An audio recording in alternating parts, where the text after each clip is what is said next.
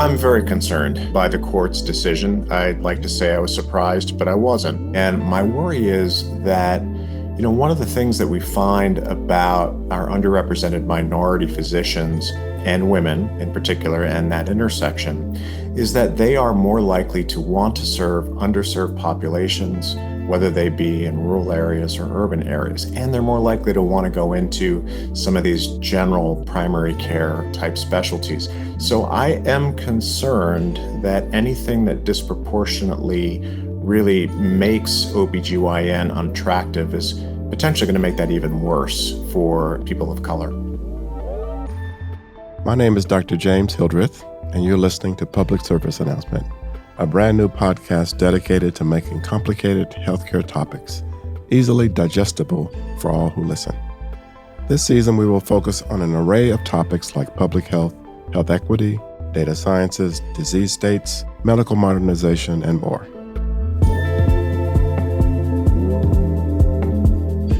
In this episode, Dr. Grover and I look into unprecedented challenges faced by healthcare and education created by recent policy decisions. We assess the implications that recent Supreme Court decisions on reproductive rights and affirmative action have had on the physician workforce, access to healthcare in rural settings, medical training, and the latest data trends that show projected workforce shortages. To learn more about this show, or to learn more about Meharry Medical College, visit www.mmc.edu.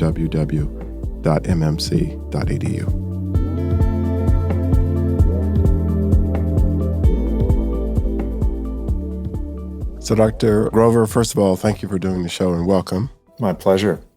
Can you introduce yourself and tell us about your background and what you're currently doing? Sure. So, Atul Grover, I'm a general internist and health services researcher by training.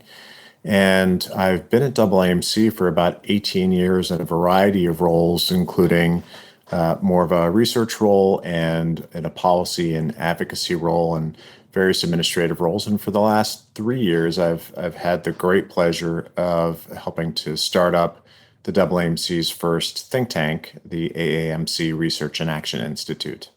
Wonderful. So let's start with the 2022 Supreme Court decision, Dobs versus Jackson's Women's Health, which overturned the constitutional rights to abortion care. How has this decision impacted the nation's healthcare system over the past year or so?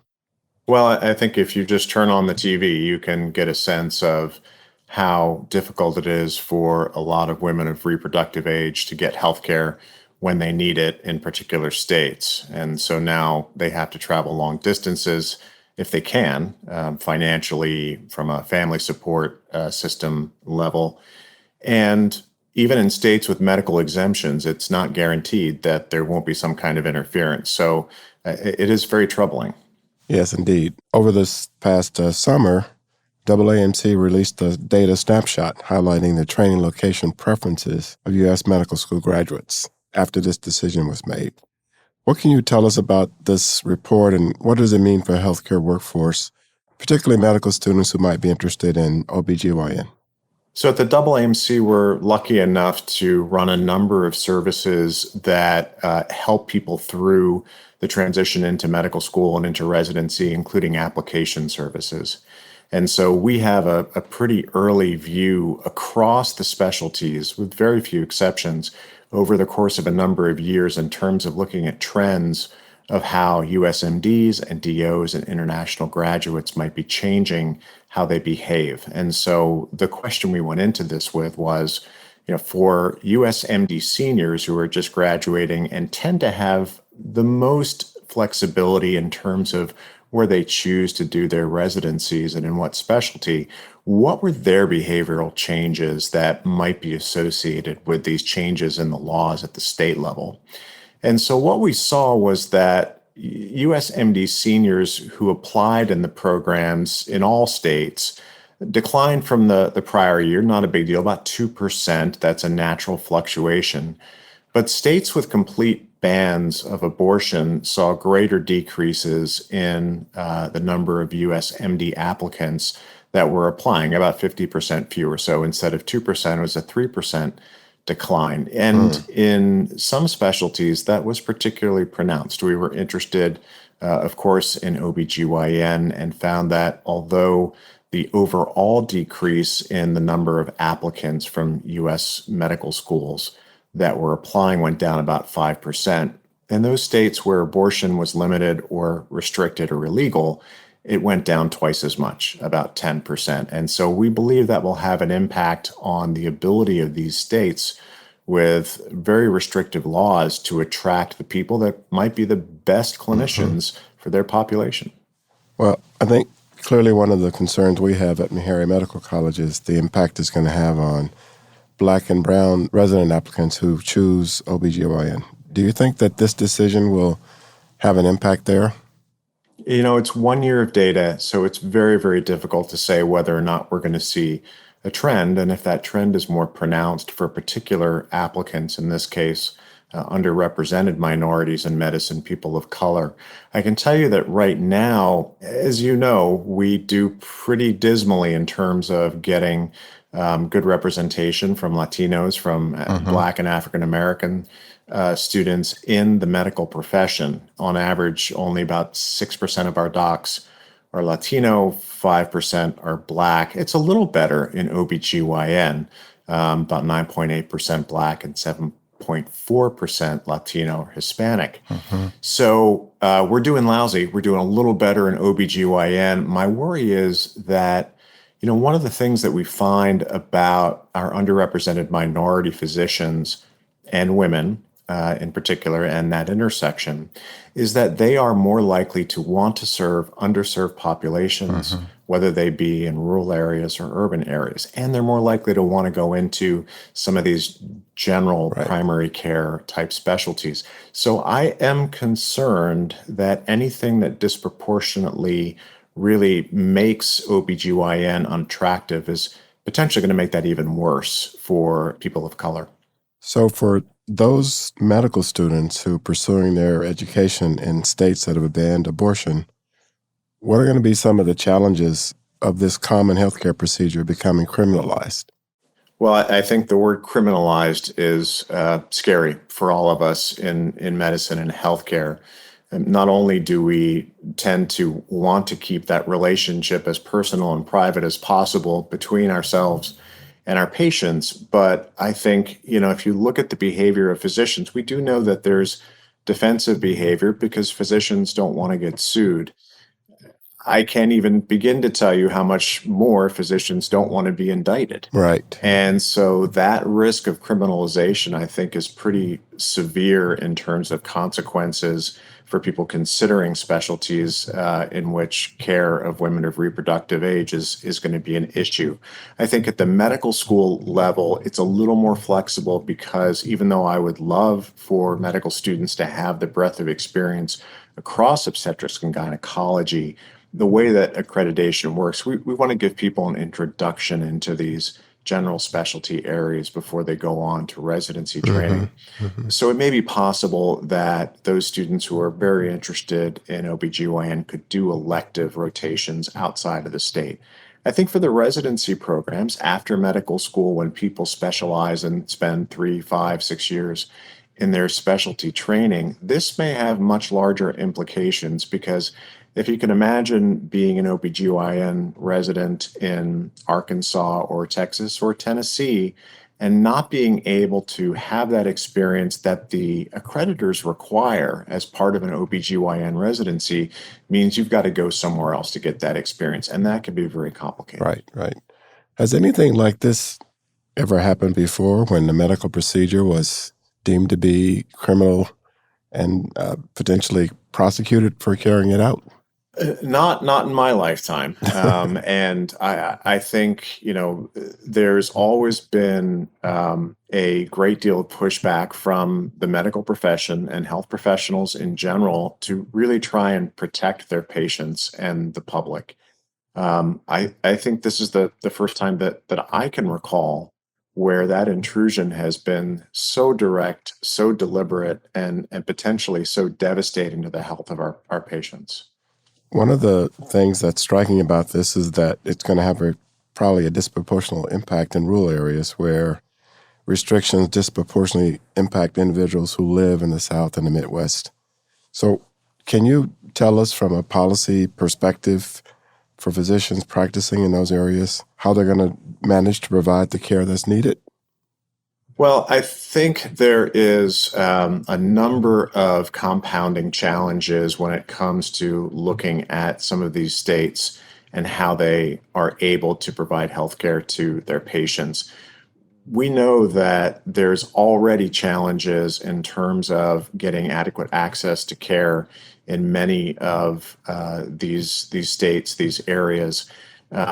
And for rural populations, I think, again, because women and minorities tend to be more likely to practice in rural areas and with urban underserved patients, I am concerned that this is going to make the access challenges in rural areas throughout the South, particularly in Midwest and upper Midwest, potentially much, much worse. Yes, indeed. Well, there was another very significant decision from the Supreme Court in SFFA versus Harvard, which overturned affirmative action in admissions to higher education. So, how will this decision, in your opinion, have implications for diversity in our healthcare workforce? I'm very concerned by the court's decision. I'd like to say I was surprised, but I wasn't. I think, unfortunately, the way that the bench has viewed holistic review and our ability to take into consideration all kinds of factors about an applicant's background and experiences has really been made far more restrictive. And we had long-standing precedents in the 2003 case of Gritter versus Bollinger that recognize that student body diversity is a compelling interest, and in particular for the health professions. And I think that's true for a couple of reasons. One, beyond just wanting a healthcare professional population that looks something like the population of patients we serve, what we know is that there's a great deal of evidence that has found that racial, ethnic, cultural concordance between healthcare providers and their patients lead to a couple of things. One, improved communication between patient and provider. Number two, increased adherence to advice and compliance. And three, even shorter time to diagnosis in some cases. Right. And then we know that all three of those things lead to improved outcomes and reduced mortality for patients. We even have a recent article from HRSA and one of my colleagues at AAMC that demonstrated an association between actually putting a Black physician in a county with a significant Black population where there otherwise wasn't one, lowers mortality. So I think there's good evidence there that this is good for patients. Number two, as you are a researcher by background, a phenomenal researcher. And one of the things that you and I both know coming out of the research field is that you have to ask good research questions. That's right. And without people from diverse backgrounds that make up diverse teams, we are never going to ask the questions about how do we cure sickle cell with CRISPR, right? Those questions wouldn't come up. And to me, it's incredibly frustrating that the court didn't recognize this.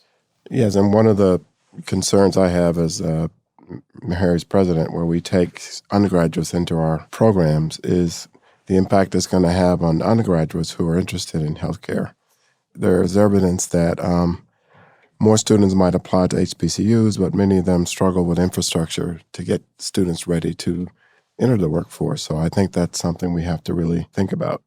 So looking beyond the policy measures that are possible, we also know that the physician workforce is facing a critical shortage across the country, especially in terms of geography and race. So what trends are you seeing, and what is AAMC's thinking about how we take measures to fill those gaps?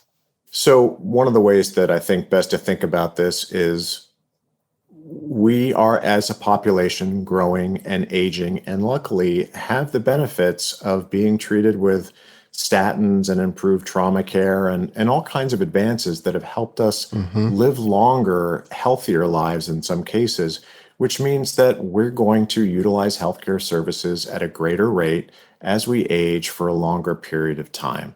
So even the best prevention is going to hopefully at least delay, if not prevent, some diseases. But that means we're lucky enough to need a cardiologist, a neurologist, you name it. And I think that is really what's putting pressure on the system right now.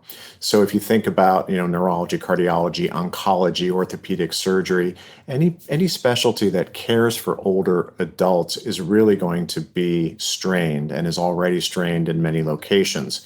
And so if you're in a place like Tennessee, Arkansas, right? There's a lot of effort that we've put into pipeline programs that I fear are now being endangered and potentially dismantled. And so while other providers can fill many of the gaps, and we see this in primary care in particular, NPs and PAs, among others, are seeing something like 40% of some categories of illness from UTIs to upper respiratory infections and the like. And so that's a great help. But we're not going to replace surgeons. We're not going to replace a lot of the other physicians. And we've just got a ton of unmet demand. I think mental health is another area. If you think about the huge need, both in terms of the stressors of the last couple of years and watching our kids and grandkids grow up on screens, it's different. I think we're hopefully becoming more willing to accept that mental health is a part of our overall health. But that means we really have had to rely on the several 100,000 social workers, licensed counselors, addiction treatment specialists, not just psychiatrists and psychologists, and we need more of all of them. Absolutely. Well, one of the things I think that's very hopeful is seeing the number of new medical schools that are planned to be open soon. But one of our challenges will be that we'll have an increased number of medical students, but not an increased number of residency slots for them to pursue. So do you or the AAMC have some policy ideas or some things we might think about to correct that problem? Because that's a very significant problem. Yeah, and for about the last 18 years or so, the time I've been at AAMC, we have been advocating for increased federal support for residency training programs because that becomes the real bottleneck in training sufficient physicians to get out there and go practice independently and as parts of a team. And so in the last couple of years, we've been grateful that Congress has, in little bits and pieces, added 1,000 training spots here and there. We really need to add probably another 15,000 training spots in short order to make sure that we can train another 3,000 or 4,000 doctors a year and get them out there. And then just keeping up with population growth and aging. The challenge is the constraints on support for training were really locked in 1997 and haven't been significantly adjusted since. Well, I want to really go back for a moment to the rural healthcare issue. Yeah. So the Research and Action Institute recently published an issue brief on this important topic. What can you tell us about the report as it relates to physician shortages and access to care across urban and rural settings? So I think when it comes to rural populations, we have a necessary but not sufficient problem, which is we absolutely need physicians and other health professionals to provide care in rural areas because rural residents have to travel 3 to 4 times as long to get to a provider. They have less access to specialty care.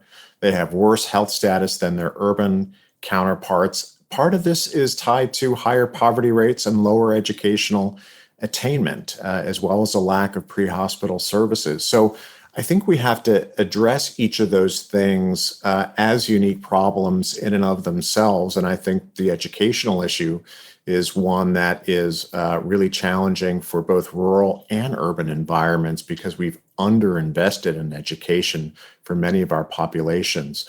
Urban minorities, rural whites, and rural minorities have really both been underserved by education. And so if I can't get those kids through high school from rural areas and get them interested in college, you're not getting them into med school, right? So that's really something that has to be done. I think with telehealth, with other healthcare professionals, we can find ways to make it easier for rural residents to access care. We're probably never going to put a primary care doctor in every county, so we need to consider a both-and strategy. Right. Right. Very good. So I'd like to close with you giving policymakers a call to action. So we have a split Congress. We're heading into an election year. So it can feel like nothing is getting done. I mean, it really feels like nothing is getting done. So with that being said, what are some realistic federal policy changes you'd like to see in the next 2 years to address workforce challenges and improving access to care?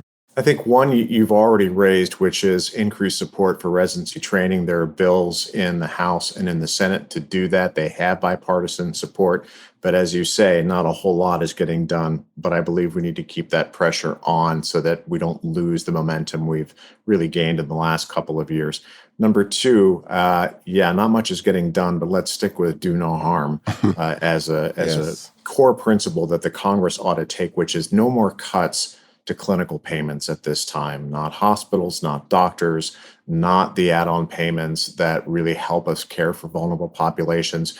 We are struggling as it is in the post-pandemic era to meet the needs of populations that are our friends, families, and neighbors. So stabilizing that funding is key.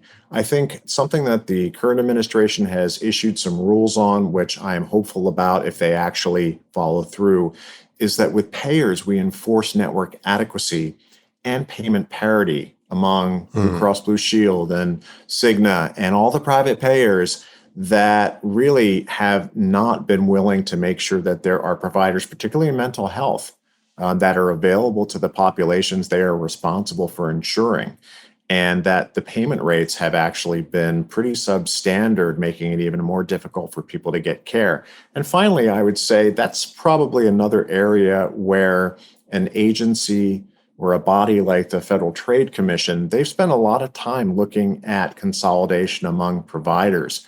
But I can tell you, if you look where the consolidation's really happening, it's in the insurance industry and with private payers. So even within Tennessee, not Meharry or Vanderbilt or HCA, as big as they are, they don't occupy more than 20% of the market. And yet in Alabama and Arkansas, I have Blue Cross Blue Shield plans that have over 90% of the private pay market. Oh, wow. And they are causing artificial reductions in payments that are hurting all of our missions that you are trying to struggle with at Meharry, from patient care to research to education and community service. Those payers are really, as you say, in positions to make some really significant positive change, but we'll have to wait and see if that happens. Was there anything else that you would want the listeners to know from your perspective that's really critical for us to be thinking about? No, I thank you for taking the time to talk about these issues and appreciate the work that you're doing at Meharry and the other HBCUs. Because of the recent Supreme Court decisions and the current political environment, I think we're going to turn to you more than ever to help us figure out how we create a healthcare workforce that actually serves the population that we have in the way they deserve. Well, that's certainly our goal, but we have to work with organizations like yours to really have an impact. So we're just happy to have you on the show and learn about what AAMC is doing and thinking about this. And I look forward to working with you going forward. Yeah, my pleasure. Thank you, Dr. Hilder. Thank you so much. Thanks for listening to Public Service Announcement. To follow along on the rest of our journey, visit www.mmc.edu. And please remember to follow, rate, and review this show wherever you get your podcasts.